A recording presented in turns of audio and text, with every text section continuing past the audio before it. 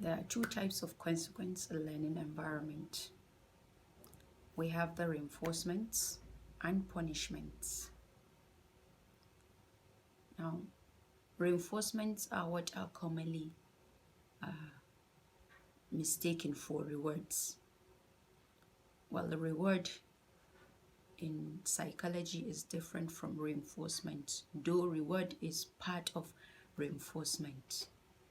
So by definition, reinforcement is a consequence that strengthens a behavior it follows. That is the definition of reinforcement. Now, there are two types of reinforcements.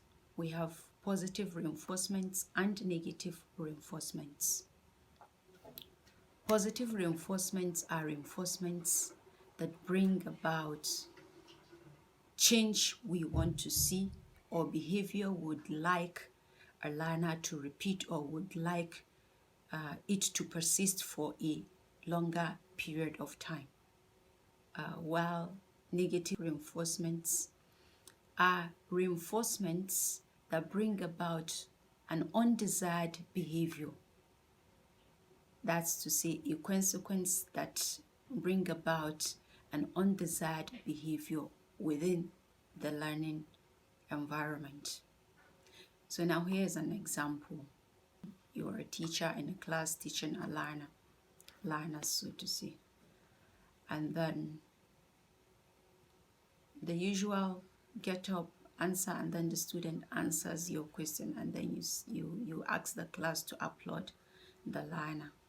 That applaud is the consequence. And the learner receiving that consequence would want to repeat that behavior. So also it applies to other learners in the class. The effect now is the repetition of that behavior, and the effect is what differentiates between a positive reinforcement and negative reinforcement. If you do something and the effect it has on the person receiving it, it's something you would like to see more, or you would want it to extend for a longer period, that's a positive reinforcement. On the other hand, when you see an undesired behavior, or when an undesired behavior persists or manifests, that is a negative reinforcement. An example of a negative reinforcement now is a learner who is not interested in the subject and gets up and asks you, "Sir, can I want to go and pee now." And almost immediately, without thinking it through, you ask the learner to go. Well, he goes out and then, do go about his activity. He's not actually going there to pee. Now, the consequence is you allowing the learner to pee. And the effect it has on the learner who just excused himself to just go and play is he has gotten what he wants. He has his time. He can do whatever he wants to do. He must not be part of the class. And so there is every likelihood of that behavior being repeated. So the effect now it has on the learner is rewarding to him. But to you, it's not a behavior you'd like, because as far as your subject is concerned, you want everybody to be in the class and everyone to be. Now, on the other hand, punishment.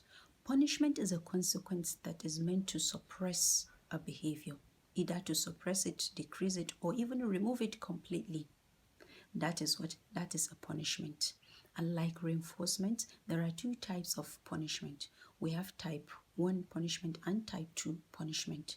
Type 1 punishment, which is the presentation punishment, is a punishment whereby you give something to serve as a deterrent to the learner or your learners.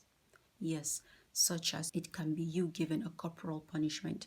It can be you giving the writing punishment, where you ask someone to go and write, say, "I'm sorry," 200 times. It can be you asking the person to sweep, to weed, whatever it is you issue for a behavior to decrease or suppress, that is punishment. Type 2, on the other hand, which is the removal punishment, this is a kind of punishment where privileges are removed. You remove privileges just so a behavior is decreased or suppressed. What determines a consequence is the effect it has on the person receiving it. If what you do decreases a behavior, that is a punishment. If what you do strengthens a behavior positively or negatively, that is reinforcement. So it doesn't matter whatever your thoughts are, if the effect is not what you get, then that thing is not what you want. Let's take an example.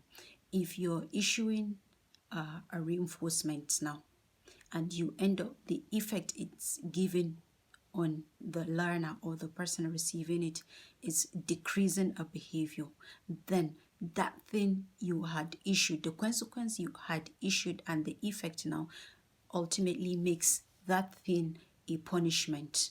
On the other hand, if you're issuing a punishment and it only strengthens an unwanted behavior, say negative behavior, now that thing you do or that consequence you had given and then the effect you're getting, which is what reinforcing an unwanted behavior, that is reinforcement and not punishment.